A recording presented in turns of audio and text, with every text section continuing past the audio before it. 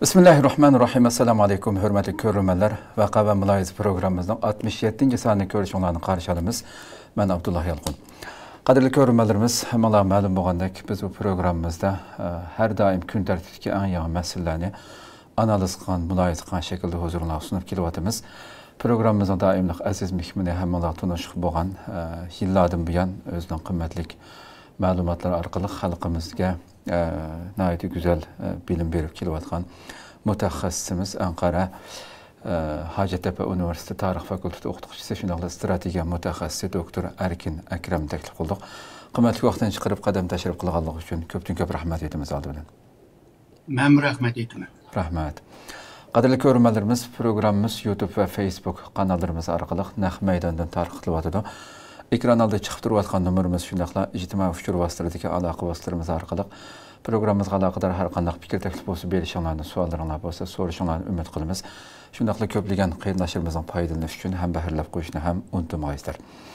Albatta biz tünügün e'lonimizda belginimizdik bugungi temamiz Xitoy, dunyo va Sharq Turkiston. Har qitim bir son program bilan yana bir sonning oralig'ida kun tartibida nurg'un masalalar har kuni xabarlarda ko'rib turayotganlardek mayli Xitoyda bo'lsin, vatanimizda bo'lsin, dünya vaziyetinde olsun nurg'un meseleler, en kızık gün tarafta bulayotgan meseleler yığılıp ketidi. Şuna vaqtni har qancha ching tutishga, qisqa qilishga tirishsaqmi, tema qo'yg'ashga shunda tanlab qilsaqmi yana biraz bu programımız uzrab ketishi sababi shuningdan. Şuna yana biz albatta ötken sanbada bu sanın aralıqda köpligen meseleler yığılıp qalğan bolsun. En bu şemlerini çoxum analiz qılınıb bolmaydigan meselelerini toxtulup programda gücümüzün yetkince qısqartışqa tirişimiz. Unda olsa bevosita başlap kelsak, hörmetli doktor, aldı bilen vatanimizdan başlasak, Xitoy tajovuzchilarining albatta qilayotgan bütün beşemlikleri, tajovuzchiligi sanab tugatkusiz har kuni halkımız körep duruyordu bunu yaşavatımız. Muşu 30. iyondan 7. iyolgacha Muşu Xitoy Memleket Xalq Qurultayı Daimi Komitetining muavin başlığı Peng Chunhua ziyaret kılıp bunun ertesilen bu vatanimizning muş chegara mudofaasini tekshirish nurg'un yerlarga berib ziyaret qilgan kunning ertesilen Ma Xinruining o'rniga tuyuqsiz bu hozirgi yangi bu Qinshoujiang almashtirildi. Albatta bunun hech qanday Xitoyning her daim qadak onun bir bayonot berish ya bunda qilish odati yo'q hamda. Shu mush ishlarniki parda orqasini bundan keyingi albatta bu Qinshoujiang vazifa kaplam yana qilgan mayli Qashqarga borgan ziyarati bo'lsin, harbiy rayonlarni ziyorat qilishi bo'lsin, hammasida nurg'un masalan ayrim yana keyingi savollarda dema bunun almashtirilishi tuyuqsiz nimeden diyerek verdi bunu bir anlap etken bu sakaldı bile. Xitoyning ki bu siyasi özgürlükler yani bu başlıklarının bürokratının ki özgürlüğü ne biliş biraz pek onay bulmaydı. Çünkü bular karanlıkta iş kıldığan bir parti devlet boğaçka. Ama normalde köpünce şu bürokratlarının yerini almıştırıp ya ki vazifeden iptaşlaşının ki sebebi şu siyasi sebepler ve Xi Jinping'e boğan sadık derecesiga qarab özgürdü de boylayman. Gerçi nurgun şu yolsuzluklar, çiriklikler, ayal kişiler degende karşında bananı tapsımı yani bu siyasi sadakatinin ki meselesi de boylayman.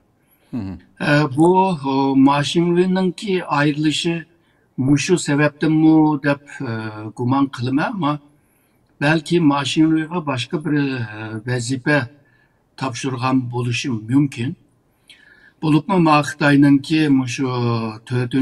yığını da muşu partinin ki 20. kurultayının 4. yığını da muşu almış işinin ki kararlarını bir işi mümkün hemdi. O vaxtda da belki şu Ma Xinruining ki vazifesi nim bolğanlığını belki bilaleymiz. Qinshoujiangga kelsak, Qinshoujiang Vay degidek mında bir netice göstergen bir bürokrat emas hamdi. Normal vazifesini yaxshi icra qilgan birisi bo'libmi buni shu hükümetke yani baş ministerlikka bağlangan bir Milli İşleri Komiteti var. Bununla şu kurulgandan beri bu komitetinin beşiğe ya Mongol ya Tibet ya Uygur dep şu başka milletlerine koyattı. Birinci kıtım Xitay şu komitetinin beşiğe Çin Şocan'ı koydu. Yani bir Xitay'ını koydu.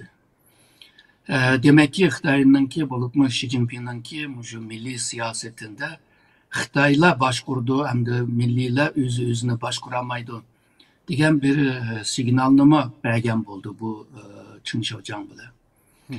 İktisat cetten yani başka cetlerde mi bir işlerini kılgan bozma ama özününki vazifede ve diyendek naydı futukluk kazangan bir bürokrat emas. Ama nime için Şer Türkistan'a koydu degende bu Şer Türkistan'ın meselesi gibi şu disiplin, siyasi ve disiplin komitetinin ki bazı vazifesini ağaçka ve Şer Türkistan meselesi gibi karagaşka bulup mu istihbarat cetten Şer Türkistan meselesi gibi bir vazifesi mi boğaşka işlevatkan ceriyanda. Hoş. Şunda bir sebeple geldi de oylayman. Başta misalga maşinvin ekelgen çağda maşinvi işqi düşüple manda bir yapna diyen. Yani Şer Türkistan'ın ki mukumluğu muyum ama Şer Türkistan'ın şu iktisat terakkiyat mı yani muyum deydi. Ve şundakla yeni ve süpetlik iktisadını, terakkiyatını berpa kılıp Şer Türkistan'ın şu turmuşunu, iktisadını hemsini yaxşılaymızda bunda bir gapni kılgan. Bu bolsa Xi Jinping şu hakimiyet beşiğe kelgenden beri Şer Türkistan'ın ki mukumluğu birinci nöbette, birinci orunda diyen gibiye biraz özgertiş kırgızıp iktisatını ve turmuşunu çakallıgan. Ama bu Çin Şocan'ın kelgenden beri kılıvatkan işleri kargan çağda yani bu maşinvinin kılgan işleri bile pek farkı yok yani. Okşaş işlerini kılıvatıdı. Hem de maşinvi bu Çin Şocan'da yeni geldi hem de maşinvi Çin Şocan bile iliştiğen çağda Xi Jinping'ne bek medirleydiğen bazı sözlerini bekçi kılattı hem de. Xi Jinping'in ki yolu yoruğu bile, Xi Jinping'in ki mangan izi bile, Xi Jinping'in ki buyruğu bile degandek gaplarni başlattı o. Tabii bazı yalgancılarma şu maktap durup özünün ki maksatlarını kılıp aldı o ama bu maşinvi ihtimal şu Xi Jinping'e yakınlık buluşunun ki yolunu tanıgan buluş mümkün.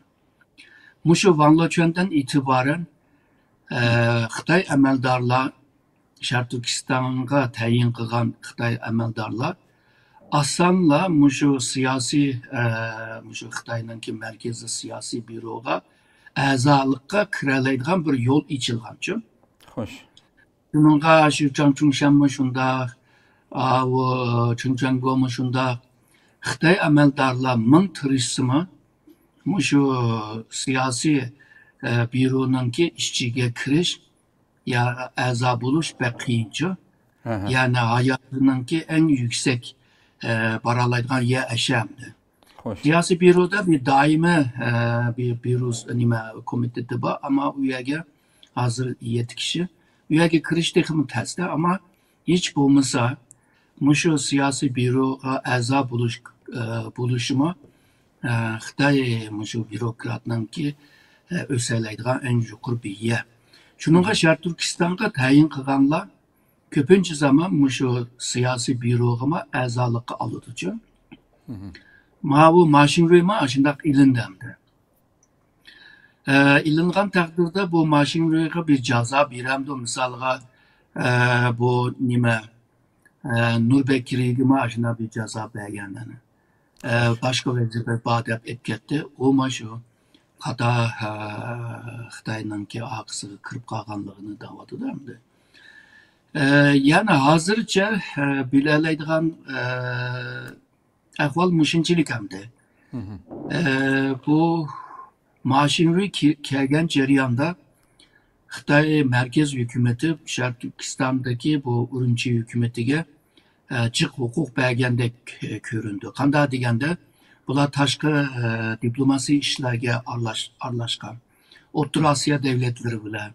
Muşu Cenab-ı Şark Asya devletler bile boğa münasebetler.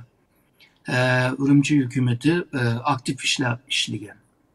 Onundaki muşu iktisat terakkiyat cette. Muşu turistlik bu meselelerde işlep çıkarış cette nurgun hukuklarını belgen. Yani demek ki bu maşinriyge Xi Jinping hele işindu diyen yapamdı. Eğer işlenmese onda diplomasi münasebetlerini kılalaydıgan hukukunu beğenmedi. Çünkü maşinriyden evvel ki Muşu Şark Türkistan'la başvuran Xitay bolsun, Uygur bolsun, bularga 10 yıllık hukuk vermegen yani diplomasi için. Ondak degende yani maşinri yine Xi Jinping'e bir yakınlık biri dep kösek hazırca hatalaşmayımız dep bilmem. Ama biz körüvatkandak Xi Jinping'nin yüzü tikligen bürokratlarını yüzü ip taşlavatıdı. Şark Türkistan'da mesela her ayda en az da yani ortalamada her ayda bir ya da iki emeldar yolsuzluk, çiriklik bile eyüpleniyordu. Bunlarınki bu eyüplige adamların arasında %90'ı Xitay. Halkını hem de şu Şark Türkistanlıklar hem de Kazaklar, Uygurlar degende. Şununla bu maşinri bir yerden hata kıldı mı degen oyma kilidi adamınki akıllığa ama hazırca şu maşinriye başka bir vazife bir dağın buluşum mümkün davatım hem de. Hoş. Hoş. Doğru deyilse hakikaten yani. Hem de şu Çin Şavcan Keplam yana Kaşgar ve Atış kılgan ziyaretleri. Bir yerdeki ziyaretlerim yani şu okşaş Xitayning har doim qadar irqiy qirg'inchilik siyosatini ta'kidlashi yana shu atalmish jumhuriyatda o'rtaga kelsam yod olgan bir narsasi bormidi. Buni ta'kidladan bu yerda terrorlik qarshi xuddi soqchixonalarga borgan ziyoratlarda yana jamiyat muqimligini qo'g'dash, terrorlikqa qarshi turish, chegara eg'izlari masalasi buni tilga oldi hamdi. Yana 1 avgust armiya bayrami munosabati bilan bu harbiy qismlarni ziyorat qilgan vaqtida yana qismning bu armiyaning cho'qim urush tayyorligini kuchaytirishini ta'kidlashi degandek bu so'zlar nimadan derak berdi xuddi Sharq Turkistonda kunda ish bo'layotgandek bu yerda yana Xitoy bunday qo'rqib turadigan gap hamda shuniki sizni analizingiz hamda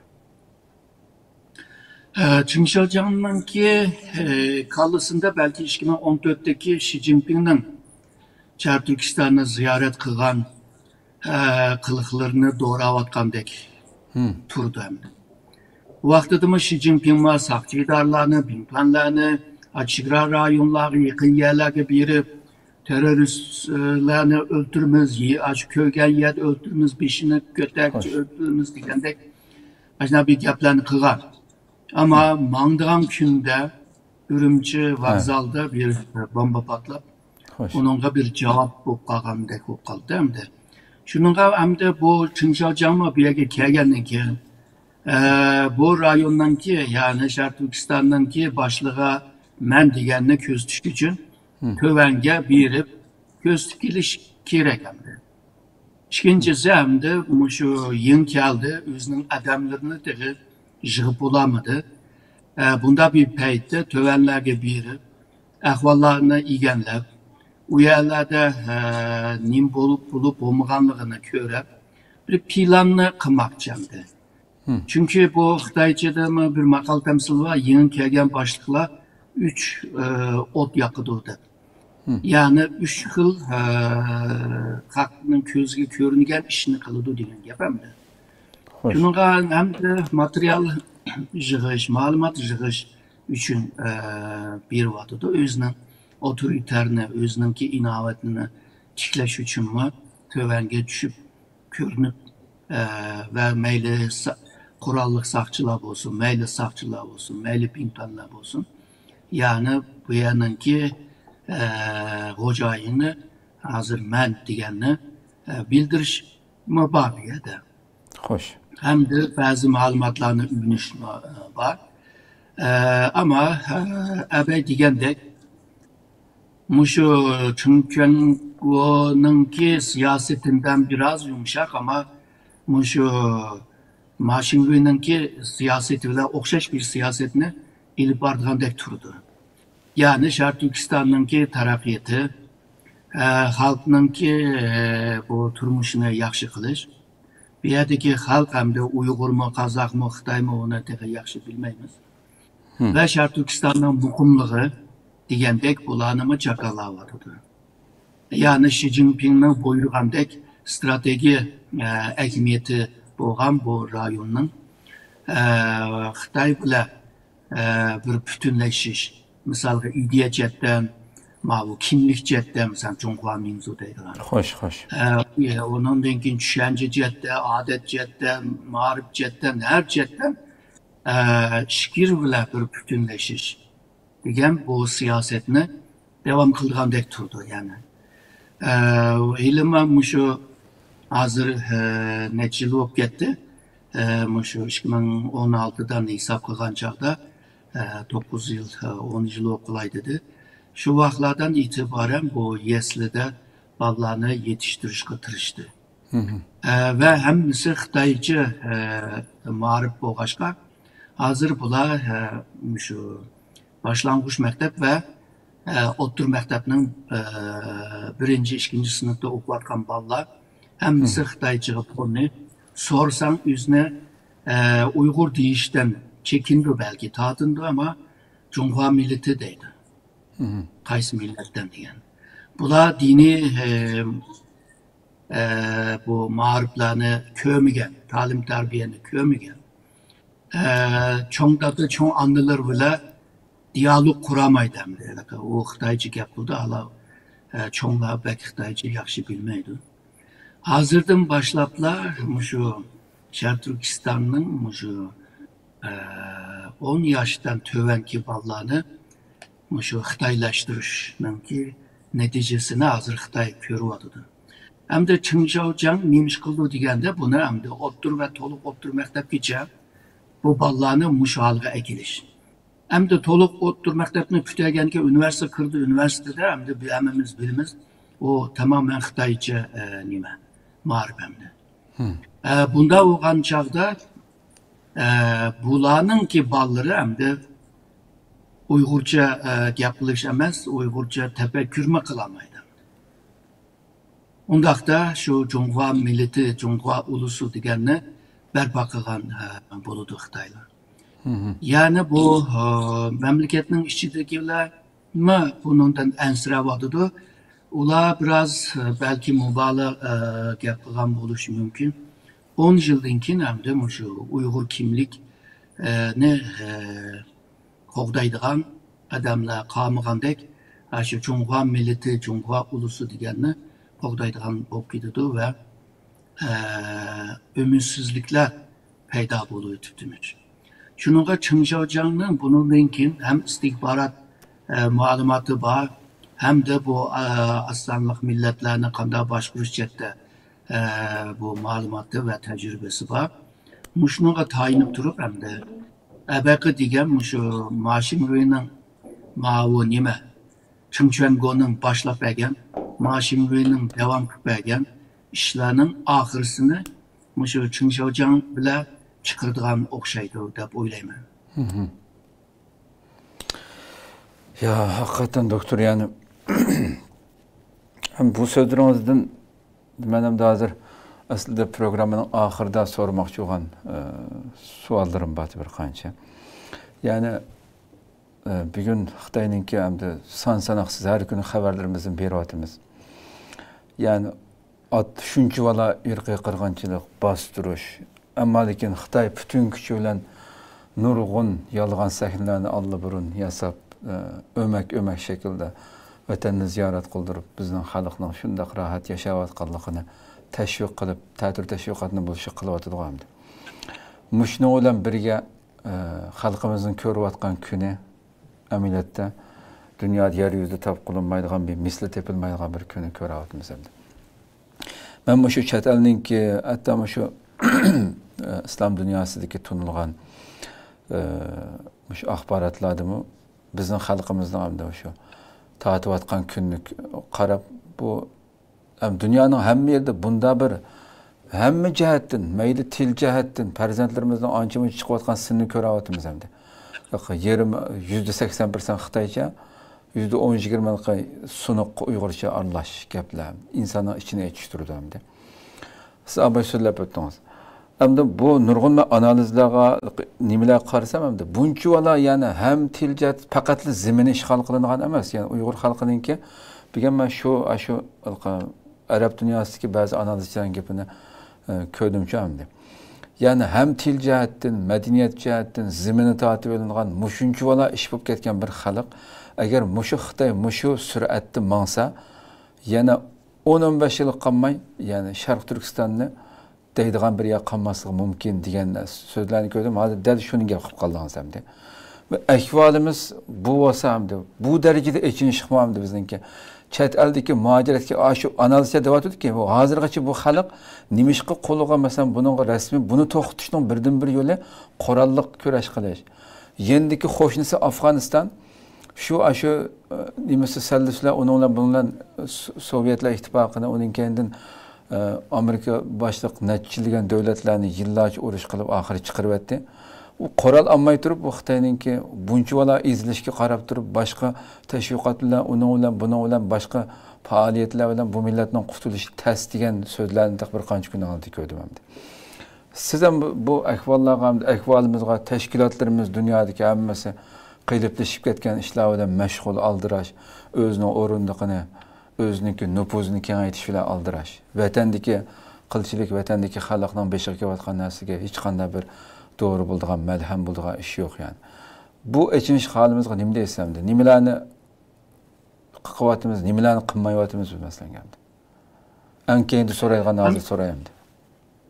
Hamda bu qurolliq meselesiga kelsak, hamda muntazam bir qurolliq urush bu qiyin hamda. Xitoy bilan. Shuningga partizan urush bu yerda muhim bo'ladi. Xo'sh. Partizan uruşununki en asas 3 şartı var. Birisi jangchi bormi? Urush alayman. İkincisi bu hareket qiladigan, qo'pib yotadigan, ta'lim tarbiya oladigan, chiniqadigan joy bormi? Muqim yer bormi? Üçüncüsü bu lojistik, yani aqsat yardım deymizmi, yani nim deymiz? Xitoychadan tarjima qilgan bu Xochingdan. Bu yolg'izlar bu nima emas, yeydigan ishlaydigan oshliq emas. Doğrular deymiz, mushu o'q doğru deymiz, mushu qurolda ishlatadigan. Mushu doktorlikda ishlatadiganlardan mushu istihbarat yardım qilishgacha yeni qurollarni bergicha degandek nurg'un lojistik meseleler var. Bu üç şart to'shgan vaqtida Xitoy bilan tog'li rayonlarda jang qilishning ehtimoli bor. Fakat hozirdan boshlab Xitoy chegara rayonida shu kuzatish bazalarini qurib bo'lgan. Hem sun'iy hamroh bilan takip qilyotdi, hamda mushu Vaxan bilan Gilgit degan rayonlarda, ya'ni o'tish yo'llarda bazı punktlarni qurib bo'lgan, ya'ni harbiy punktlarni.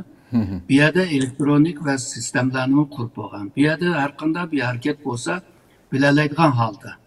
Onundan başka bu 2016'da Xitoy, Tacikistan, Pakistan degandek devletler bile hatta öz vaqtidagi Afg'oniston hukumati bilan istihborot jihatda uchur almashtirish kelishimnoma qilgan.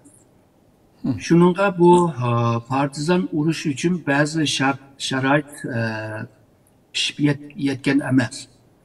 Bayağı bu Afgan'da Talibanlar Sovyetlerini qo'g'ladi, ondan keyin G'arbning qo'llagan hokimiyatni qo'g'lab deymiz. Ama bu Taliban'ınki aksıdımı adam bağımdı. Ularni siyosiy jihatda, iqtisod jihatda, mushu qural jihatda qo'llab bergan adamlar bor, yoki davlatlar bor, yoki istihborot tashkilotlar bor. Hatto mushu Sovyetlarga qarshi bu mujohidlar kurash qilayotgan vaqtida Xitoyma bu ishga qatnashgan. Ya'ni mujohidlar yardar bo'lib qolgan vaqtida Qashqar, Qog'liq va ba'zi Aqsu degan yerlarda, ba'zi maxfiy doktorxonalarda mushlarni davolagan. O mujohidlarning qo'lidagi konvensional deydigan qurollar bor, yadro qurol emas endi. Qurollarni Xitoy setib bergan, ammo pulni boshqalar berdi tabii. Yani Xitoymi qaytilganda, shuningga Xitoyga qarshi bir urush qilish uchun, jang qilish uchun ba'zi shartlarni to'liqlash lozim va eng muhimi Xitoyning Sharq Turkistondagi harbiy bazalarininki nada qurilgan, qurilmasi qancha asker bor, almışıp turamdı o askerler. Bularning qo'lidagi texnologiya qanchalik, yani harbiy texnologiya. Qo'ldagi qurollar qanday qurol degandek istihborotga ega bo'lish lozim.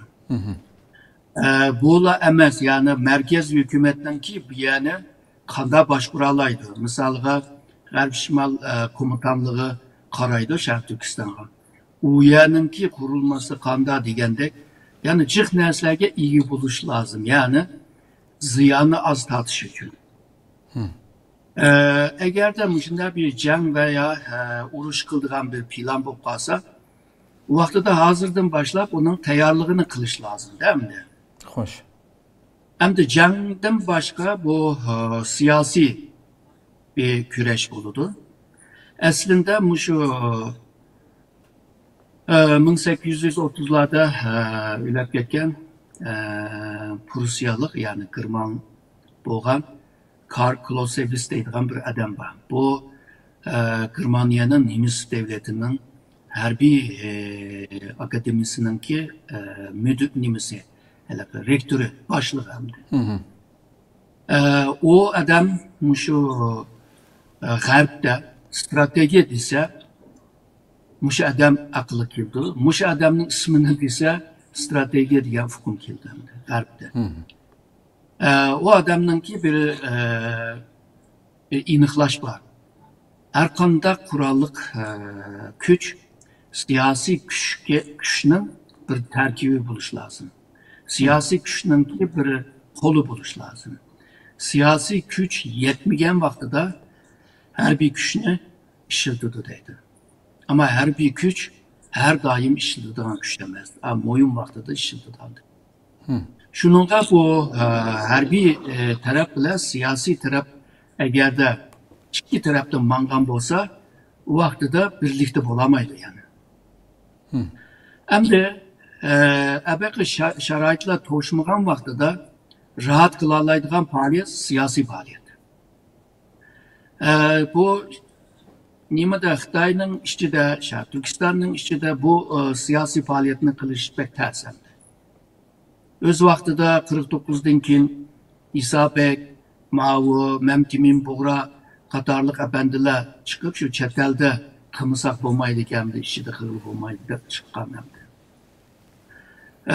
Hamda shu chet eldagi siyosiy faoliyatga bog'liq. Ama chet elda Sharq Turkiston Uyg'ur meselesi onchilik tonilgan emas. Shuningga siyosiy harakat qilish uchun boshda birinchi qadamda Sharq Turkiston meselesi, Uyg'ur meselesini xalqaraviyleştirmek lazım. Yani xalqarani bir meselege aylandirish lazım. Bununla birlikte bu işini kılalaydıgan profesyonel adamlar lazım. Yani kesbi, ehli adam lazım.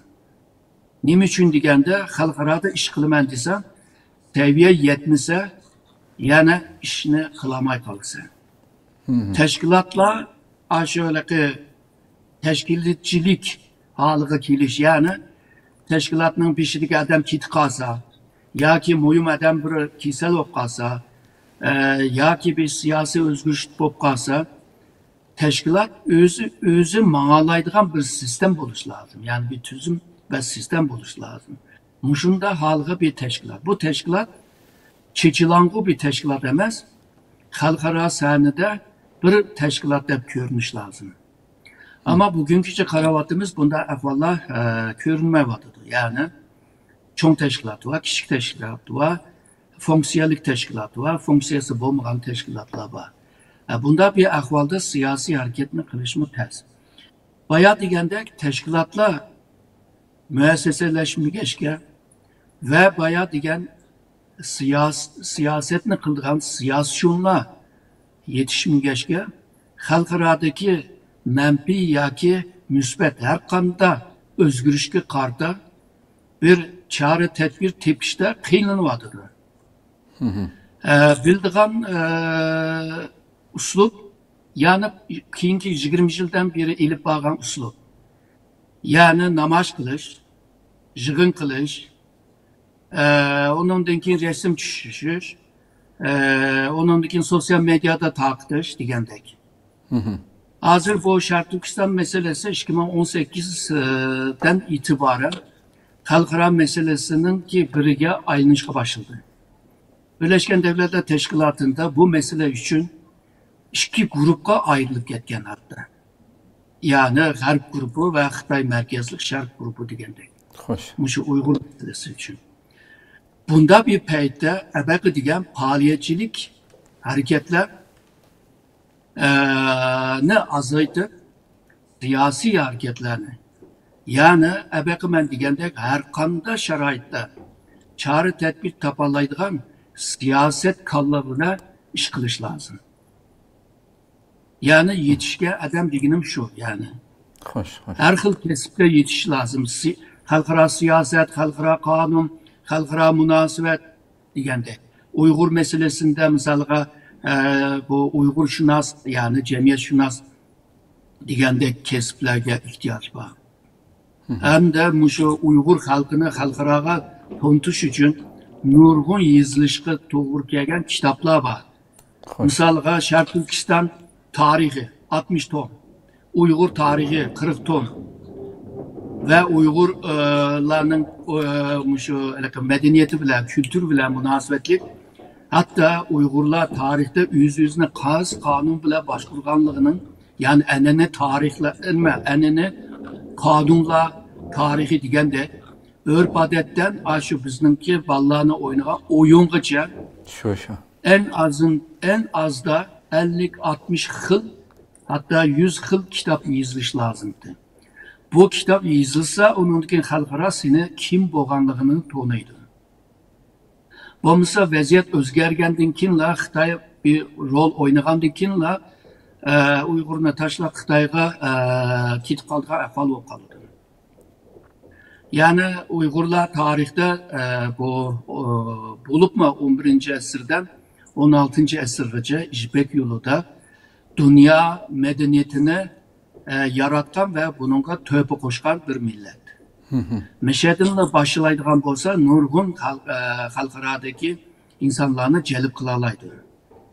Yani kıldıgan iş şunda kürmün ki bizning kuchimiz yetmayapti. Yani bu ishga loyiq odamlar pek ko'p emas. Agarda ko'ngli bo'lgan bo'lsa, seviye yetmagan. Seviye yetsa, ang yetmagan. Shuningga bu xalqaroda siyosiy faoliyatni men faaliyetçilik faaliyatini demayapman. Siyosiy faaliyat, yani devletlarninki ilib borgan siyoset, diplomasi, iqtisod, tijorat, finans degandek xil sahada bir bilimi bo'lgan, ko'z qarashi bo'lgan, o ideya yaratalaydigan adamlar demekçendi. O bunda bo'lgan taqdirda Uyg'ur meselesini xalqaro har qanday meselesiga bog'lay olasizlar. Misalga Xitoy Tayvanga bir popozlik qilsa, bir bisim ishlatgan bo'lsa, bir tehdit qilgan bo'lsa, sen aşını Uyg'urlarga bog'lab bir tushuntirishing lozim.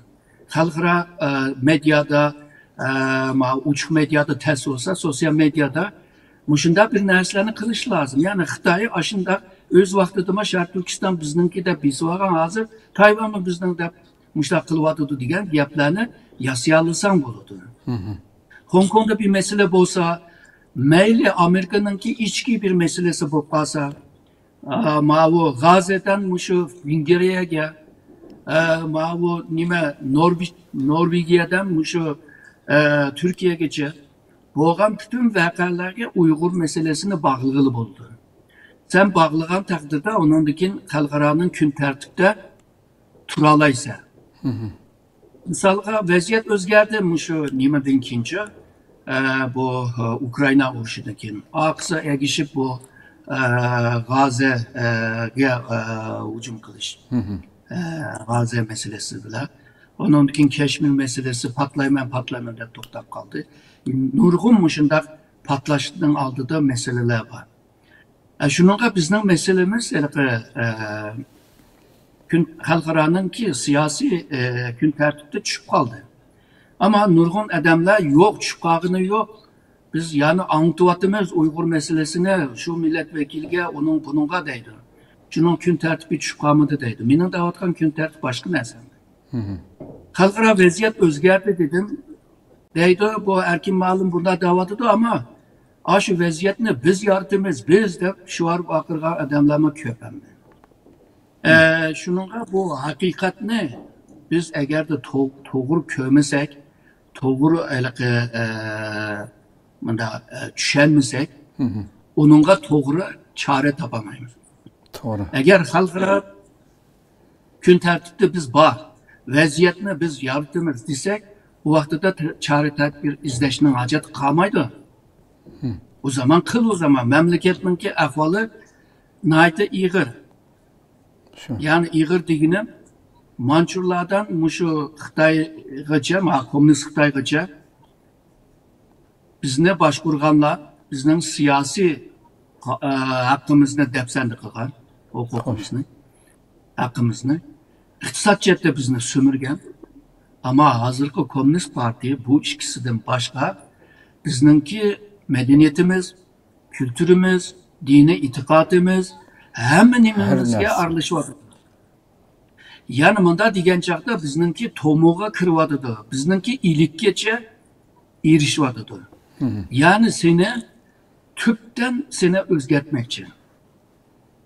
Şununla budakı Komünist Parti'ninki peyli naiti yaman.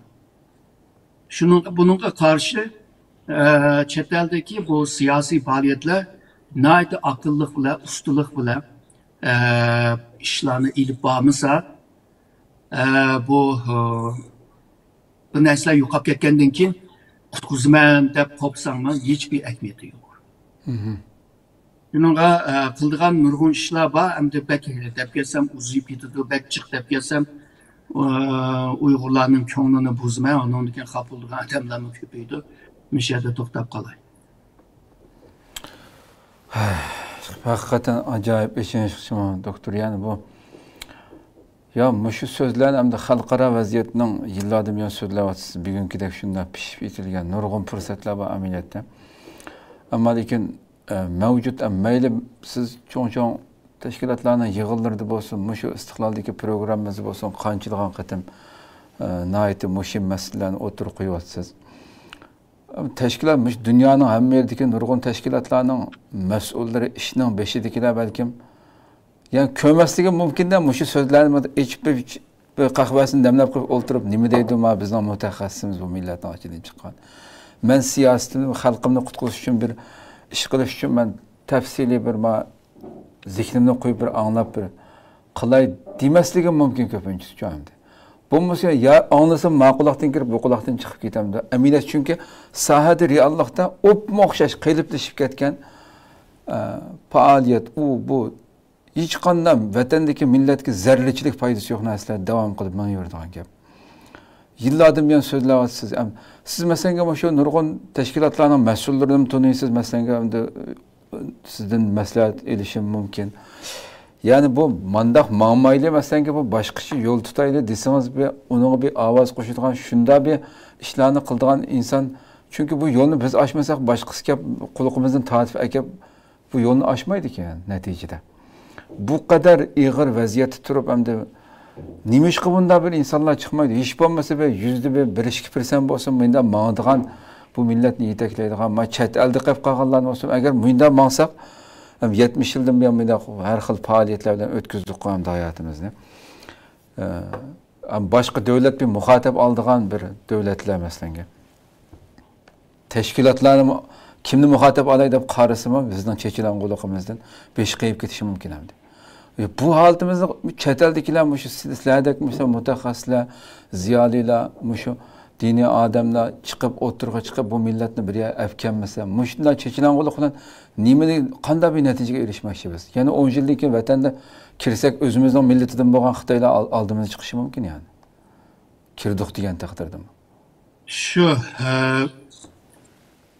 bir qancha yil evvel, 3-4 yil evvel bir necha maqola o'qigan. Xitoy istihbarat tashkilotininki ba'zi jurnallari var. O jurnalda şu chet eldagi Uyg'urlarning sosyal medyada deyishgan, so'zlangan gap so'zlarni tahlil qilib, ya'ni qanday cheklang'u bo'lganligimizni yozgan hamdi, tahlil qilgan hamdi. Çünkü biz chet elda turib sosyal medyaga kirsak Xitoy kiramaydi deymiz, ama Xitoy odamlar tahlil qilib bo'ldim.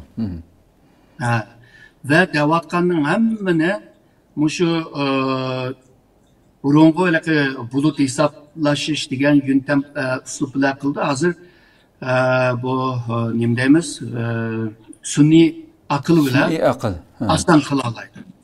Yeter ki senin bütün Uygurlarının ki, hıl Uygurlarının, Çeçilango Uygurlarının ki gap sözüne hemmini jığıp onun ki analiz kılsa şu sunni akıl bile ayada hülasını çıkıp birdi. Bu Uygurlarla şokunmusan mı? Birbirisine gaclap, birbirisini yoktudu.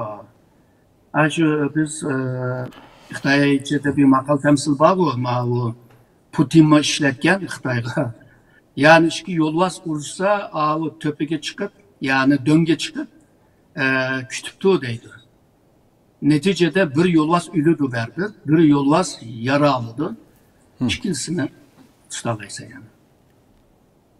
Şununla Napolyon'un bir sözü var. Eğer düşman hata iş kılıvatkan olsa, onu hiç okatma deydi. Yani agalandırma, işini kılma deydi. Hatanı kılıp versin deydi. Şununla bizdenki sosyal medyanın yalnızla Xitay emez, Amerika'dan Germaniya geçe, İngiltere'den Türkiye geçe. Ulanın istihbarat teşkilatlarımı evveki ben belgen misaldık, Xitay'nın misaldık, hem de aşını kılıdı. Bir devlet ihtimal oturga çıkıp kaldığın meselelerini aldınlar. Neçə yıl evvel bunu proje kılıp, bunu tayarlaydıcı. Bu ihtimal A tarafı karab mağdı, ihtimal B tarafı mağdı, ihtimal C tarafı mağdı deyip senaryolarını tayyar kılıdıcı. Onu işletmemde o kinki siyasiyonlarının ki kararı bile bulduğun gel. Ama istihbarat teşkilatı diyen teşkilat muş işini kılıdı. Bulup mu Uygur meselesi halkara meselesiga aylangandan keyin Norvegiyadan muşu nimaga Finlandiyagacha, Shveysariyagacha hammasi buni dikkat qiladi. Xo'sh. Bunga ma'lumotlarni ilib turdi-da. Bununla bizningki Uyg'urninki sapasini ashunday o'lchalaydi bu bir. İkincisi bizimki dava meselesinde bir hata düşünce var. misalga biz yalğız davamı kılalayız, şunaqmı? Ama yalğız kılgan çağda küçümüz yetmeydi ya da bir yergece yetidir. Bunun için yetmeydi. Şununla biz birlikte kol kol birip, güçünü birleştirgen vaxtıda o güç güçlündür, şunaqmı? Bu güçünü birleştirdiğin nime, zemin veya nime, malzeme, teşkilat. Teşkilat vasıta.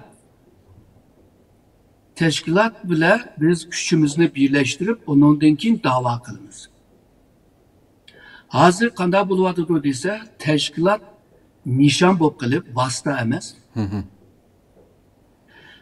Bu nişan kılvagandan keyin teşkilatın arasında rekabetleme buludu. Şu. Bu rekabet bizninki düşengen müsbet rekabet olmaslığı mümkün. Uruş cidaldan. Bunu 2018-2022'de kömedik mi? Hoş. Xalqaranın vəziyyəti şunda bizə yıkıvatqan vaxtıda aşı yılların arasında bir-birimiz bilə uruşmadıq mı? Bir-birimiz bilə qajlaşmadıq mı? Aşında fürsətdə kol-kolğa birib birlikdə hərəkət qıldığan yerdə bir-birimiz bilə uruşub soquşub yəni içimizdən bir-birimizi tüyütüb etdik. Bu işte aşı teşkilat meselesi. Hem adam teşkilatını nişan halığa qarğan vaxtıda o vaxtıda rekabetle buludu, urşidel buludu, onundaki musabıqı buludu. O bizim gücümüzü yevididir. Çünkü biz zaten tök topluk adamız. Teşkilatla ayrı ayrı kuruluş mümkün. Çünkü her teşkilat özünün ideyası bile, düşüncesi bile kuruldu. Şununla ayrı teşkilatlarla buluş mümkün. Fakat teşkilatlar arasında hemkarlık degen bir narsa var. Biz hemkarlıkını bazen birleşme dep oylaydigan okşaymiz. O birleşme emas. Bir işni qilgan chaqda birlikte kılınız. Teşkilat yani öz aldığı müstakil yani özününki ideyası bilan harakat qiladi. Yani xalqarada umumiy da'voga foydali ishlar bo'lsa birlikte qilish. Bunu qilamadik biz. Hazırgacha aşına bağan sıra aşında buluvadı. Çünkü teşkilatını bir nişanga aylandırgan vaxtıda Uygurca'da neyim deyimiz? İçkileşiş başlaydı. Yani özü ittifak kurup işçiden. Şu. Teşidikilerine çetki kakıdığan, teşidikine kabul kılamaydıgan, tenkitimi kabul kılamaydıgan, yaxşı sözler bolsun kılamaydıgan, aşına bir algı kep kaldı. Eğer de teşkilat bir vasıta bolgan bolsa, tenkitler, tavsiyeler, nurgun mında faydalı gap sözler bolsa onu kabul kılalaydı.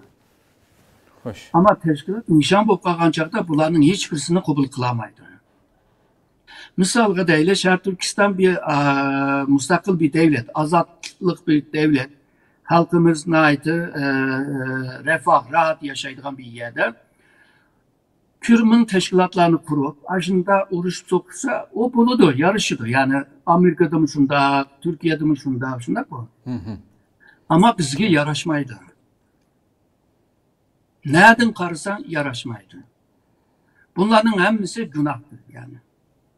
Çünkü bir millet yokuluşunun aldıda eğer de yanımışında uruşup sokuşup muşta kıldıgan bolsak, ben yalğızla Şarq Türkistan'ın menli kutkuzu men deydigan niyetim bolsa, o vaxtıda işleyecek.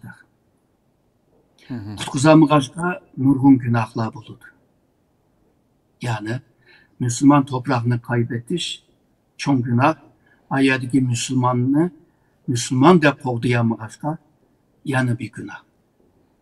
Hem de atıboğumuzun bizge kop koygan bu topraklar ve bu baylıklar hemmisini tatkız koygan bolsa.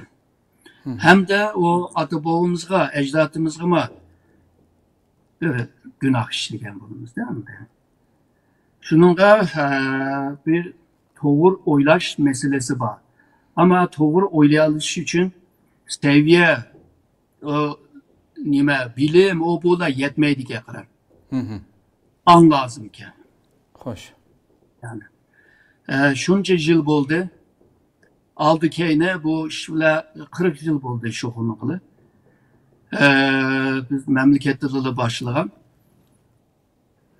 Benim köygünüm hem de seviyelik adam da hemisi de an buludu diyen gap yok ya. Üniversite okumagan ya ki ali seviyede bulmagan ziyalılarıma an bak ya. Şununla Uygurca'da an seviyedeydi ama ben seviyene çıkırvettim. Anladaydıgan buldum. Okumaganlarıma anlık adam bak ya, okugan adamlarıma ansız adamlar bak ya yani. Şununla bu an bulmasa ebeki digenlerini düşünüş ve kıyım buldu. Ya ki devatkan vakti da düşündü, o gap tügenlikinle unutup kaldıran ahvallar buldu. Ya ki asla unutup gidiyordu. Şununla çettelde dava kılış için nayda seviyelik adamlara ihtiyaç var. Çünkü senin kolundaki kural nimu diyende halkara siyaset, halkara münasebet, halkara kanun, halkara iktisat, halkaradaki bu finans, ticaret. Bu hakkında malumatın bolsa onundaki halkara sahneye çıkalaysa, halkara bile şuhuna alaysa. Hele ki halkara münasebetlerde bunda bir gap var öyle ki böğrü bile tanısı oynar. Yani sen avcı bulamazsan sen böğrü bile tanısı oynamaysa o seni oyuncuğunu da yevitidir yani ya da sitidir. Şununla bu çetelde dava kılışının ki talepleri pek yüksek hem de. Bulup mu sen insan oğlunun ki bu cihanda insan oğlunun kılalaydıgan en çoğun iş yani devlet kuruşunu nişan kılıvatsı. Ondakta sanga koygan talep insanlığının ki en yukarı taleptir bu. Bu talepke cevap veremegen takdirde halkırada siyaset kılışma maşincilik buludu hem de. Nurgun adamlar belki benim diyenlerimle pek kabul kılmaydı ama 10 yıldan kin değil. Tekrar sözleşmek benim ömrüm yetsem de tekrar sözleşsek mi buludu yani. Hazırca hede koyup ötküzvesime buludu yani. Hoş. Doktor Şıkır hakikaten açık reallıkımız bu. Hayır.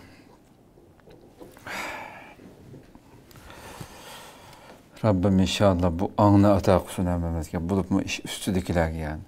Bir padini millet diyen bir amdi padı okşaydı amdi. O padiçi aş özünün padilerini bir yerge şu böyle giyizip koymaya bir yere açıkış gerekti amdi özünün bir hater bir yerge.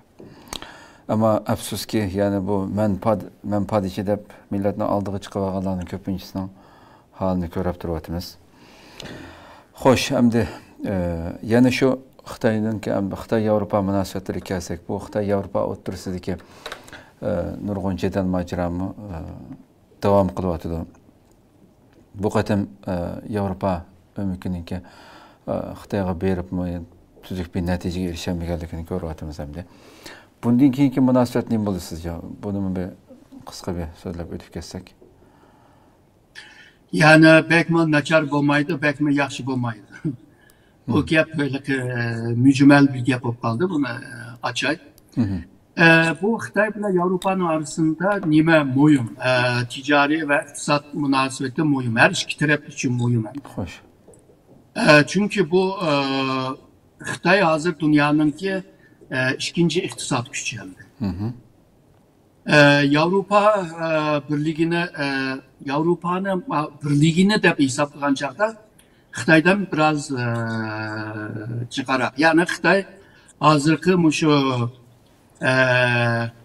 içki işlep çıkarış umumi kıymeti cidden ölçeydiğen bolsa Xitay hazır şu 2014'teki rakamla dağıtımı 18 trilyon dolar. Avrupa Birliği bolsa 19 trilyon dolar. Bununki nimisime bağlı. Küçük sanlarıma bak. Amerika'nı desek, Amerika 29 trilyon dolar. Bu üç devletini birleştirgen vaxtıda dünyanınki şu GDP gücünün yani bayağı degen içki işlep çıkarış umumi kıymeti ceddin deydiğen bolsa bu üç taraf dünyanınki %60'ını teşkil kılıyor. Yani 67,341 trilyon dolar. Hoş. Bunda bir ahval bolğandan keyin Avrupa Birliği Xitay pazarı ve Avrupa pazarından ayrılamaydigandek Amerika ve Xitay mı Avrupa pazarından ayrılamaydı? Yani birbirinin pazarından ayrılamaydı. Hoş. Bu cetten hem de bir pek yaxşı bop ketmeydi deganimiz şu yani iqtisod ticari menfaatini alalısak. Fakat Avrupa Birliği hazırki Trump hakimiyeti bilan farklı bo'lgan bir tarafı Avrupa Birliği hazırgacha şu G'arb devletlerinki qimmat qarashlarini qo'g'dab kelyapti. Yani demokrasiya, insan hakları, teng baravar, ifade ve matbuat erkinliği degandekchi, muhitni qo'g'dash degandek. Buni hozirgacha jakalab kelyapti. Bu cihette Xitoy bilan ziddiyatlik var. Shuningga bu chetdan degan chaqda munosabatlari unda pek yaxshi bo'lib ketmaydi. Hem Rusya meselesiga bo'lgan boş. Bulutma bir qancha yil avval şu Avrupa Birliği Xitoy siyosati stratejisi deydigan bir hujjatni e'lon qilgan. Hujjatda Xitoyni bir sistemlik bir raqib deb ko'rdi. Bunun ma'nosi shu, Xitoyninki siyosiy tuzumi bilan Avropaninki tuzumi o'xshamaydi. İdeyaları o'xshamaydi. Qabul qilgan qimmat qarashlari o'xshamaydi. Shuningga bu o'xshamaslik devamlı bularninki ziddiyatini yaratyapti. Shuningga biz farklı sistemning adimi, shuningga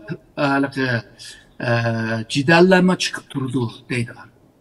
İkincisi, Xitoy dünyanın ikinci güçge erişti. 2010'dan itibaren Xitoy şunda tızlık bilarla dünyanın ikinci güçge erişti. Dünyanın ikinci güçge erişiş yalgızla yancukta pulcuk manabı kemeydi. Yani nurgun işlep çıkarış güçü bağ degen gap. Malum seviyede teknolojiye iyi degen gap. Malum seviyeye harbiy güçü var degen gap. Yani deniz astı, kurukluk, hava boşlukları kadar bir güçü var degen gap.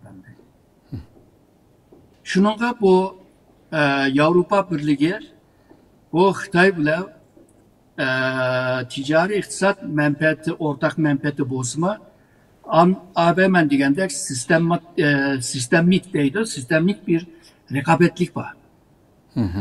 Xitoy o'zininki nimada ideyada ve qimmat qarashda taviz bermayapti. O Avrupami o'zininki mushu qimmat qarashini qo'g'dayman deyapti. Shuningga bu ish bo'lmayapti.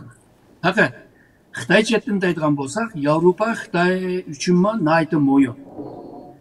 Abaqi GDP'ni birlashtirgan vaqtida ikki tarafninki GDP'si 38-39 trilyon dolar bo'ladi. Bu Amerika'nın 29 trilyondan mı kök buldu? Şununla bularınki bu cette hemkarlık kılıç cette birbirisini celip kılalaydı, birbirisini tadıdı. Ama Avrupa Amerika bile okşaş bir ideyede. Yani nispeten.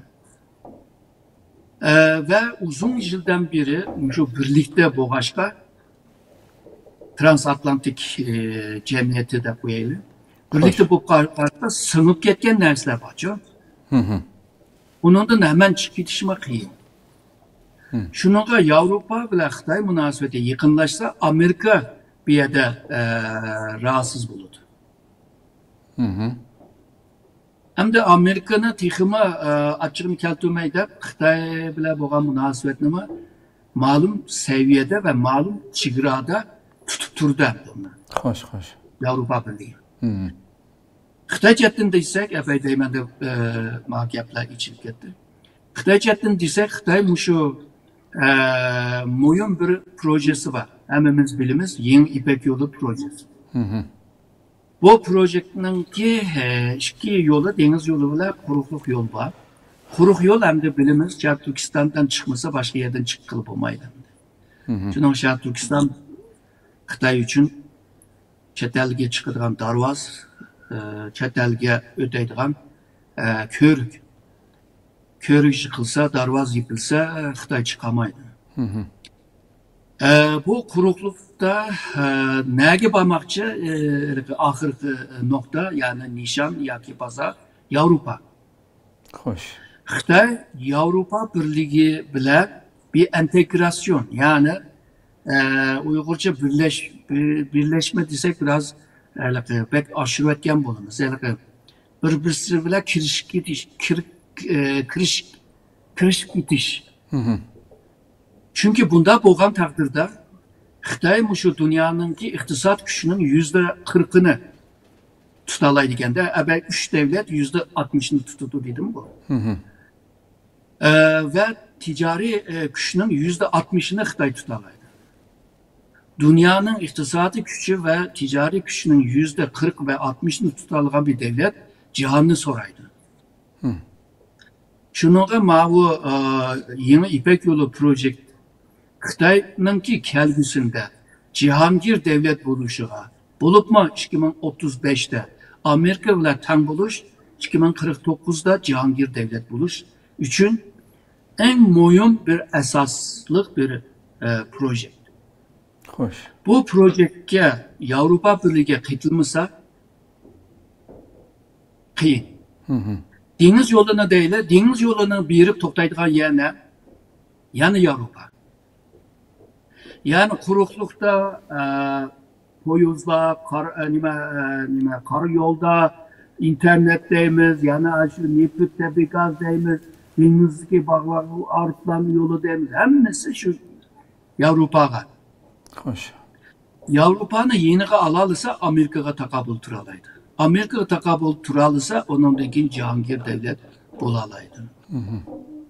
Buna programda mı çıkıp gittim? 2017'de Xitay Komünist Parti'nin 19. kurultayda Xi Jinping'in ki kudretli Xitay'ın 3 basmışlık stratejisi 2035'te Cihangir devletiyle tam buluş, 2049'da Xitay Halk Cumhuriyeti'nin 100. yılında dünyada birden-bir Cihangir devlet buluş. Şununla bu Avrupa ile boğan münasebet Xitay'ın ki kelgüsünü belgileydi. Şarkı Türkistan'ın mukumluğunu Xitay'ın ki aşı siyasetini menfaatini belgileyeleydi. Avrupa kadar çoğun bulmuştu. Çünkü ben dedim strateji ornunu da verdim körük ve darvazdı. Xoş. Eğer eşyadınla işler çatak olsa Xitay kurukluk yolda başka yer baramaydı. Ne Orta Asya'ya mı baramaydı? İran'a, Türkiye'ye gel, uyak mı baramaydı? Evet. Şu Xitay'ın Onda bu da düşünün Şarkı Türkistan'ın mukumluğu Xitay için moyun buldu. Onda da bir yerde dava kılıvatkan bir Uygurlar var. Bir Şarkı Türkistanlıklar var. Bularını cimıktımısa, bularını tamamen yok atmışsa olmaydı. Hazır Şarkı Türkistan'ın içine tazlıdır. Bir cemiyette eğer de sarhılda olmasa o cemiyet bayağı siz diyendek bir koyunun ki nimeler yani. Sürü. Xoş. Bir cemiyette sarhılda boğaşka o bir cemiyet buldu. Hazır Şarkı Türkistan'daki sarhıllarını hepsini türmüge attı. Ölgenler öldü. 20 can boğanlar 20 can boğup gitti. Yani cemiyetin içinde biz davatkan o sarhıllar, aydınlar, münevverler bunlar yok. Ve Xitay şununla hazır korkmay özge boğan öz işyancıma, özge boğan işyancılık güçlendi Xitayning. Şununla korkmay kılıvatıdı. Chet elde xalqlar meni tanqid qisma vaqtincha tanqid qildi, men joylab olganimni joylab oldim deyapti. Hozir qo'pib qilgan eskiliklarning hammasini juvadidu, pokizlayapti. Har xil uslublar bilan. Shu. Pes uslublar bilan ishlatib. Endi sarxillarningki qismi nerede qoldi hozir? Chet elde. Demak, qilib qolgan sarxillar. Shu. Endi chet eldagini hal qilib bersa, Şarq Türkistan'nınki muqimligi Xitoycha degan vaqtdagi muqimlik qo'g'dangan bo'ladi. Shuning bilan abaqa strategiya projekti amallashishninki bir qismi to'liqlagan bo'ldi, değil mi? Amalga oshgan bo'ldi-da. Ha. Shuningga qildigan nurg'un ishlar bor. Ben burunla dep kelgan. Yani Xitoy bilan kurash qilaman deydigan bo'lsam, askeri kuching bormi? İqtisod kuching bormi? Tijoriy kuching bormi? Ma'rif kuching bormi? Coğrafya kuching bormi? Yani her sahada kuching bormi? Bazı kuching bo'lsa, uni yetmaydi. Bazı yerlarda hech kuching yo'q. Undaqda aqlli odam nima deydi desam, voy qo'yig'ni u tuxum bilan tashni urma deydi. Shunaqa. Ama ben davatıma bir kuch var, o bo'lsa aql. Xo'sh. Yani Allah'ın hayvan bilan farklı olup insonga bergan bir nimet bu. Aql kuchini ishlatgan taqdirda uningdagi yengillaysa. To'g'ri. Aqlni ishlatilish uchun başta bilimlik bo'lish lozim. Shunaqa o'quv. Albatta. Okugandan keyin onundan keyin Allah'ın bergen aklı bilan birleşken vaqtida tefekkür başlaydı. Tefekkür başlaganda men degan yollar tepildi. Tefekkür başlagan vaqtida an yetildi. Tefekkür başlagan vaqtida ak kökni ayıra alaydı, günah ve sevapnima ayıra alaydı. Xo'sh. Shuningga bu akıl bilan Xitoyni yengalisak yengimiz, bo'lmasa shuvar bilan nima hissiyot bilan bular bilan Xitoyni yengil bo'lmaydi. Hozir ko'ryapmiz bu 2019dan beri Amerika Xitoy ichishyotidan. Xitoyning tozi jiniga tegadigan, belini uralaydigan, kalısını yaralaydıgan bir uslub ve bir politika tapamadıdır. Tekrar aldığımızda şu 2035 geçe şu cidelle devam kılıyordu. 2035'ler geçe. Yani körümüz yani Xitayni rastın caylayamamdı. Xitayni caylaş için özününki uslubuyla caylaş lazım. Çünkü Xitayning düşmanı Xitayning özü. Şununla özününki uslubni ishiltish. Şununla Xitoyni yaxshi bildigan odamga ehtiyojing bor, shunaqa. Albatta. Yani gapbek uzayib ketdi. Yani Yevropa Birligiga kelsak, men eng boshda dedim o, yaxshimi bo'lib ketmaydi, yomon bo'lib ketmaydi deganim shu. Ama agarda Yevropani o'ziga jalb qilib, o'ziga bog'lab, Amerika Yevropa munosabatlar zeriklashib, buzilishi, bu ahvol Xitoyga foydali bo'lib ketsa, Xitoyningki Xitoyningki maqsadiga foydali ish bo'ladi endi. Agarda unda emas, Yevropa Birligi biz Amerika bilan bu munosabat buzildi, ama biz Xitoyga berib bundaylik bekinib yurmaymiz biz. Çünkü meningki Yevropa Birligininki yillik umumiy GDP'ninki kuchi Xitoydan kuchli. Ben hiç öz aldığımda bir kutup olamayım. Dep kopsa, bu vaxtda da Xitoy men degan yeni İpek Yolu stratejisini amallaştıramaydı. Yani Avrupa Birligi'me onunla ruhsat vermeydi, Amerika'ma vermeydi degandek. Hazır şunda maşinchilik deyalayman. Xo'sh. Rahmat. Endi şu o'tgan ham shu Lahaydagi NATO boshliqlar yig'ini de bular hem de elbette Rusya'nın tehdidi sebeplik bular müdafiə hem Trump'nınki besimi buluvatıdı hemmizge ma'lum. Müdafiə çıkımlarını %5 kıldıgan şekilde bunun karar kılındı hem de. Şunun için yeni başkatip Mark Rutte şu Amerika ziyaretinde şu New York Times yani New York vakti kesinlikle bir şu yerde söhbet kılıp da şu söhbetinin içinde hatta bu nurgun analizde kıyamet senaryosu deptandı şu. Çünkü hem Moskova taraf Rusya'nın tehdidi hem Xitay'nınki tehdidi NATO'ga buluvatkan. Bunu analiz kılıp Xitay Tayvan'ı işgal kıldığı vaxtida Tayvan'ı işgal kılış meselesi var. Bu intihar mühim mesele dep kelip. Xitay Tayvan'ı işgal kılmakçı bolğan vaxtida Xi Jinping aldı bilen Putin'ga telefon kılıp şundaq deydi. Men Tayvan'ı hücum kılıman, Tayvan'ı alıman.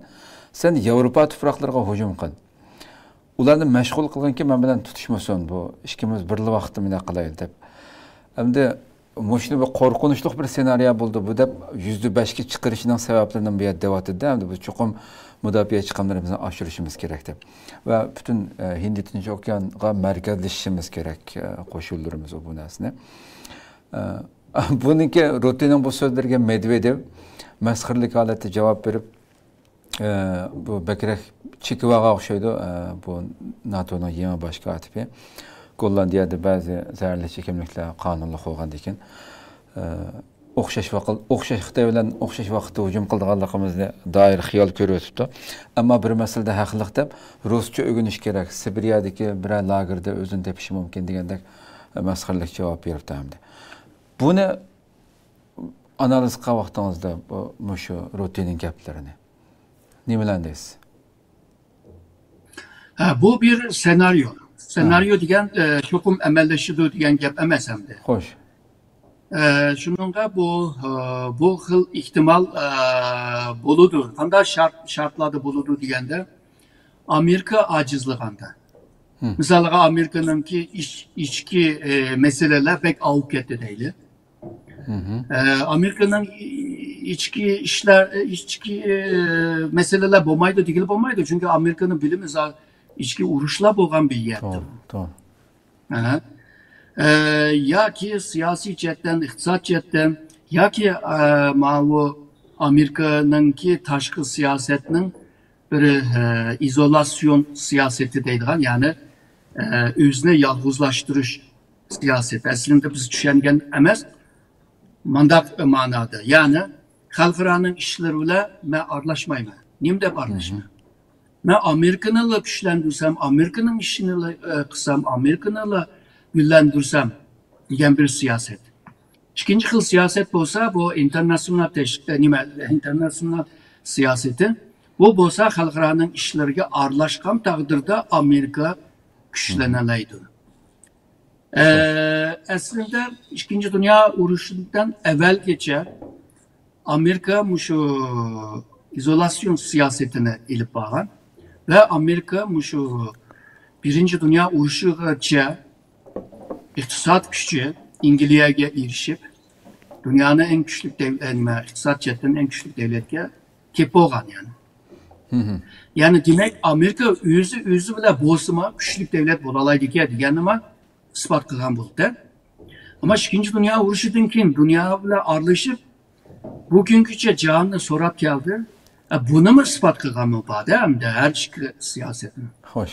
Ama eğer de Amerika bunların hemen taşlap öz aldığı nim kılıp ya ki içki meseleler çıkıp iktisat çökep gidip ve vakaza bu kesse Xitay'ın ki Tayvan'a hücum kılışının fırsatı yaratıldı.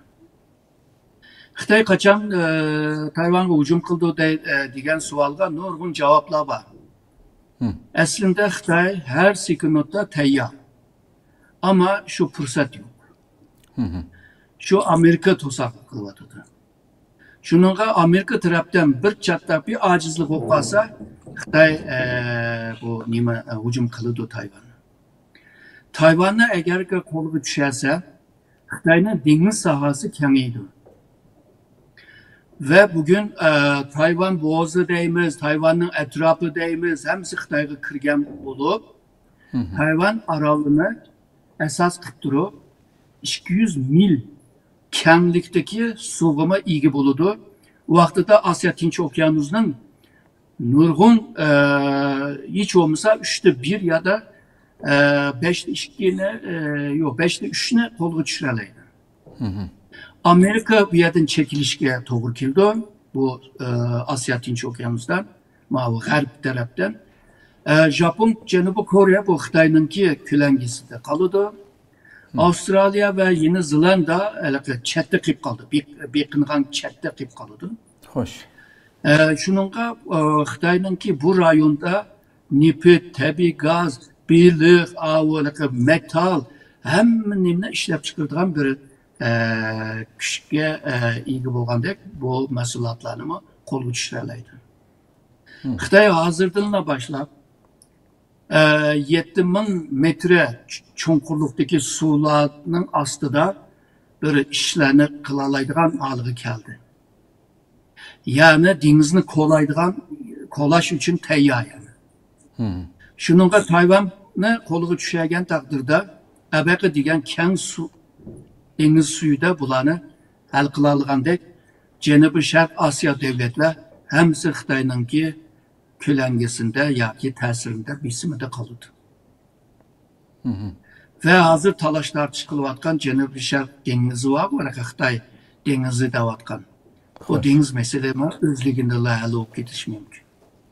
Japonya mı bunun için Xitoyga meydan okuymandan kopmaydı. Janubiy Koreya mı şunda? Özünü qo'g'dab qilish uchun Xitoy bilan hamkorlik qilsa, texmi bir to'g'ri yo'l bo'ladi endi. Misalga Japonyani misalga olsak, Japonyaninki bu tashqi siyosati asosan 3 xilga bo'linamiz. Biri Japonya o'z oldiga mustaqil bir devlet bulup güçleniş. Bunun ihtimali var mı? Birinci bulup özünün içki siyasette bunun ruhsat vermeye vardı. Yani Asas Kanunun 9. maddesi. İkinci xili Amerika bile hemkarlık kıptırıp özünün güçüne güçlendirir. Üçüncü xili olsa Xitoy bile hemkarlık kıptırıp iktisadi güçünü qo'g'dab qilish.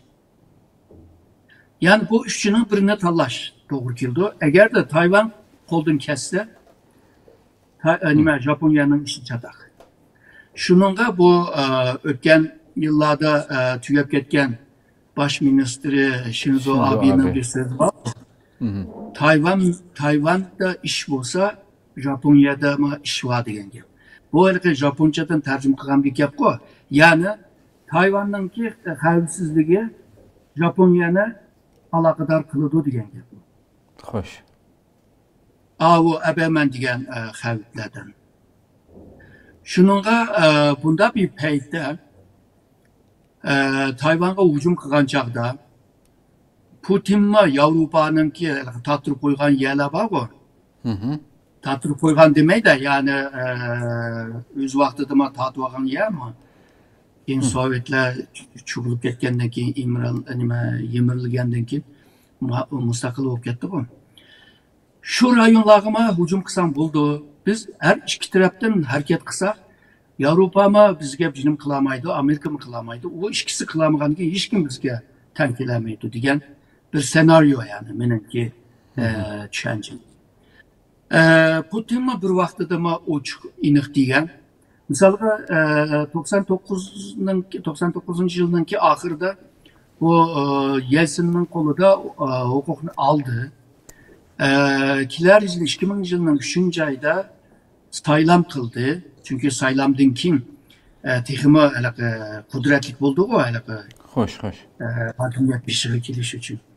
Saylamni ustuvagandan keyin Sankt Petersburg'ninki Padişah Petro'ninki çoğun bir heykeli var. Heykelinin aslında muhbirlarını küçülüş yakın kıldı. Üyede doklat sundu. Doklatda şunu dedi. Rus halkı manga 20 yıl birinler ben sizlerge kudretli Rusya birmendi.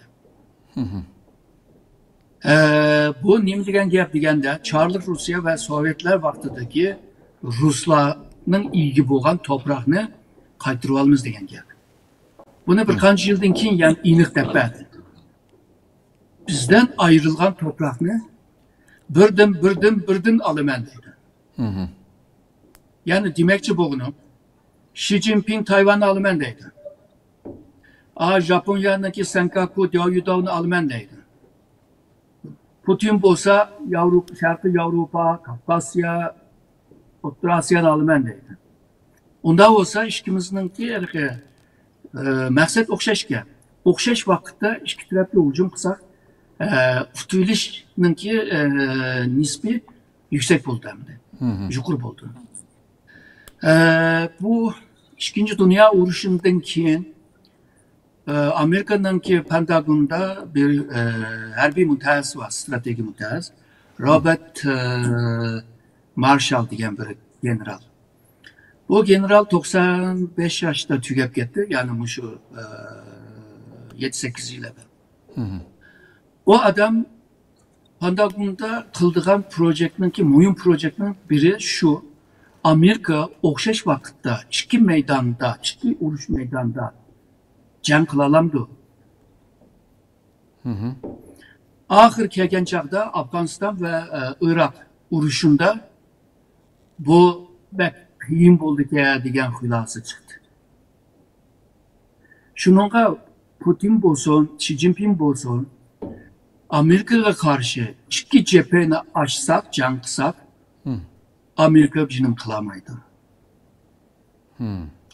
Degan bir düşünce bilen ilip bağın bir senaryo dep oylayman. Hoş. Yani bu Lutti andala dep oygan bile bunun akısı da ben ebe düşündügen nurgun aşı amiller bağ demekçi. Bunda ihtimal bağında ama birinci şart şu Amerika'nın ki içinde, dışında meyli kanda olsun bir acizleşiş gerek. Doğru. Doğru. Hoş, endi yeni yakında şu aldığım gün oldu mu şu İlham Aliyev bilen Paşinyan Amerika'da zengezor ittifak tuzuşu yerde Trump'nınki huzurunda imzala etildi. Nimeki imza etti. Zengezor koridorda Amerika nime kılıdı hamdi. Bunu 99 yıllıkıga Amerika işildiğen buldu hamdi bu yani. Bunu bu haqda nurgun analizler buluvatı da Türkiye akbaratlarda. Xitay ve Rusya'nın muasir geliş planının bir kısmı da deyiluvatı da. Bu haqda mı şu Zengezor koridoru etilgan imzanın ki mahiyeti hakkında bu haqda mı toxtalaydı? Doğru, bu Amerika uzun yıldan beri İkinci Dünya Uğraşı'ndan başlayıp soğuk uğraşıcı, hazırgıcı Kafkasya'da bir tesirli güçünü tikleyemeyen. Gerçi bu Amerika'da George Washington Üniversitesi'nde uzun yıldan beri Kafkasya'nı tədqiq kıldığım merkez boğan takdirdi mi? Ve Kafkasya hakkında malumatları boğan takdirdi mi? Bu yerge Amerika'nın tesirini yetkizemeyen. Bu da şu Zengezur'unki şu yolunu Trump körüge. Hatta ismini Trump yolu dep özgertdik ana. Bu yerge bir tesir güçünü tikleş. Yani ben hem yedi bağ digendek. Bir məqsədi buluşum mümkün de buylayman. Hazırsız digendek bu hem Xitayını hem Rusya'nı bu rayondan jiraklaştırış. Ve şundakla oturup şarkta Kafkasya'nı belki kendisinden şu Orta Asya'nı oturup şarkla birleştirip Abraham yani İbrahim kilişimge ulanı dahil kılıp hoş. Bir şu nipit bağ enerji bağ yerlerine hemini bir nimdeyimiz bir sahava jığıp bu yerini kontrol kılış. Misalga Hindistan'da nipite biraz neydi az. Eğer de ebeki men digen Orta Asya, Orta Şark'ını bir sahanı kontrol kılvasa Hindistan'ı mı kontrol kılıp ağlı buldu. Xitay'da mı nefte gaz az. Türkistan şu %30, %40'ını temin kıldı o. Onu mu kontrol kıladı? Rusya'da tabii gaz nefit kök ama bazarını kontrol kılıp ağaçka, bahasını kontrol kılıp ağaçka sen de 1000 köp olsun satamaysın. Şununla bununla birlikte İsrail'inki şu rayondaki xavfligine yani xavfsizligine mi qoğdap kalıyordu hem de. Ve İsrail devletinin bu rayonda kem kölemde münasebet kuruşkama imkan yaratıp verdi. Çünkü ebeki digen İbrahim kilişimi yani Abraham kilişimi otur şart ki devletler muşun yemine İsrail'in tutunuş lazım. Hoş. Diplomat içeride. Ve bir vakti de başlıgan bilmemiz bilimiz. Hazır İsrail ile Azerbaycan yakın. Aslında bu Ermeni devletime İsrail'le düşmanlığı yok. Hoş. Mehbi yakınlığı mı var? Şununla bu İran'ı mı Zengezur bu koridordan jiraklaştırış. Ve ebeki Ermeni Azerbaycan, Türkiye bu devletlerini muşu nimige otur şartlar bütünleştirip İsrail'inki mevcudiyetini koğduğan bulup İsrail'in bu rayonda güçünü tiklep biriş.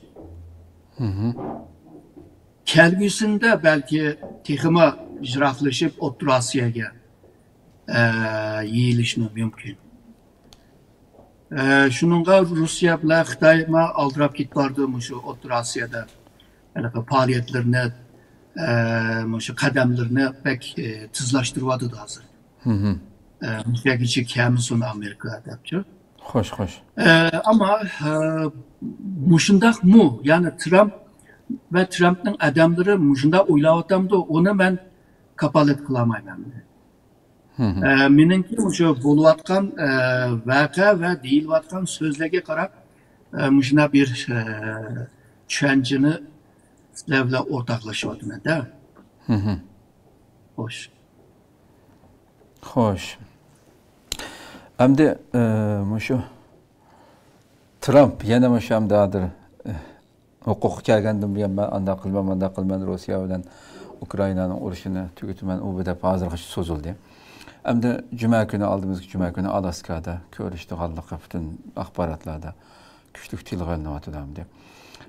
Bu görüşte qanday netice çıkışı mümkün sizce? Ama kızık vatkan meselelerden biri bu mu? Halkaranınki küçükken netice çıkmaydı da oylayman. Yani canlı tok tutuş.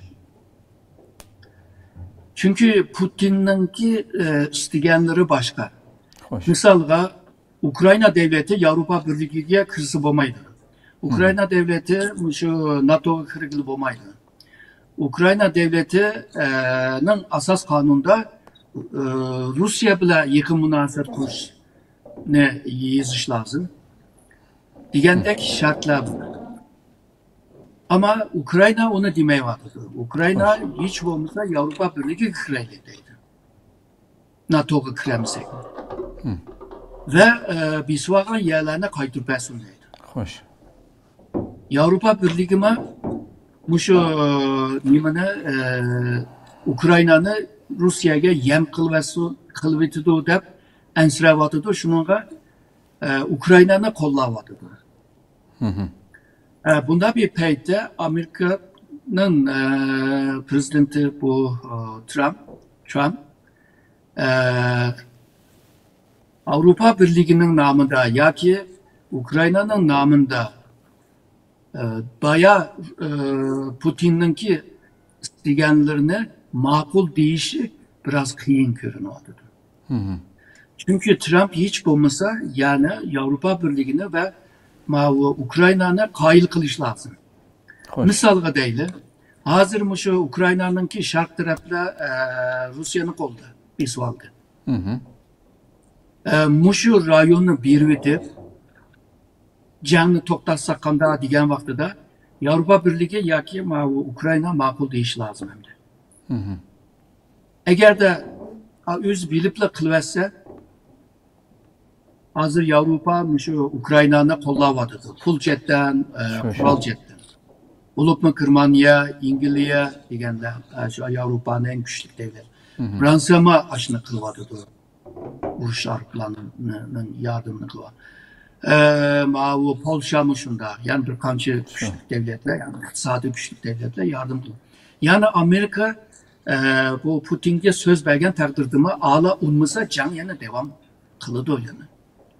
Şununda bu ular yok, Avrupa yok, Ukrayna yok. Şuna rahatsız bir aramı lazım. Şununla bu qıtımqı nima görüşüşler belki şu bazı meselelerde manda xalqaro siyosatda ramka şeklindeki meseleler yani tepsili emas yüzeyki meselelerini bir hal qilib o'taylik. Misalga ama Trump'ның sözlerinde depti ki ben tunji 2 minutdan içinde urushning to'xtaydigan yo to'xtamaydiganligini bilib bilaman. Ben bu yig'indan chiqqandan ya xo'sh xabarni berman, ya bo'lmasa ishing urush endi bundan keyin deb qo'yib o'tma bularni deyotdi. Bu xatarlik bir so'z-da bu. Shunda Trump'ni xeli o'ynab qo'ydi Putincha. Keyingi necha oydan beri. Xo'sh. Shunga Putinninki achchig'imi bor, o to'g'ri. Ama ben degandek bu yig'in yani görüşüşte jang tugdi. Rusya çekilip çıkıyordu degan bir karar çıkmaydı demekçimi. Bunu sözleş için neçe yığın kılışka doğru geldi. Yani görüşünde.